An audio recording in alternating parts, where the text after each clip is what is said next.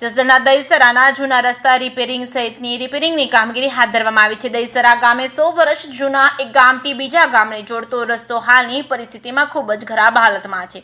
દહીસરા ગામના મોટા ભાગના લોકો વાડી વિસ્તારમાં રહેતા હોય, સવાર સાંજ 2 ટાઈમ દૂધ ભરવામાં આવવાનું હોય અને એક ટાઈમ કોઈક વ્યવહારિક કામ હોય અને ગામમાં આવવાનું હોય, એટલે કે દરેક માણસે દિવસમાં 3 વાર ગામમાં આવવાનું હોવાથી 2 કિલોમીટરનો રસ્તો હોય, 5 કિલોમીટર ફરીને ગામમાં જતા હતા અને જિલ્લા પંચાયતની અંદર મને મળતી ગ્રાન્ટમાંથી 22 લાખ રૂપિયા મંજૂર કરી દહીસરા ગામના 6 રસ્તા જેવા કે દહીસરા વડાલી મહાકાળી માનું મંદિર તરફનો રસ્તો, તેમજ દહીસરા મોણપરનો જૂનો રસ્તો, તેમજ દહીસરા ઝૂંપડાનો રસ્તો, તેમજ દહીસરા રૂપાવટી ગામનો જૂનો રસ્તો, તેમજ દહીસરા રાજા વડલાનો જૂનો રસ્તો, તેમજ દહીસરા ભાડલાનો જૂનો રસ્તો ખૂબ જ ખરાબ હાલતમાં હતા કે જ્યાં મોટરસાઇકલ લઈને જવું હોય તો પણ અઘરું હતું। ત્યારે આજે સામસામે 2 ટ્રેક્ટર ચલાવી શકાય એવા રસ્તાઓ બની ગયા છે।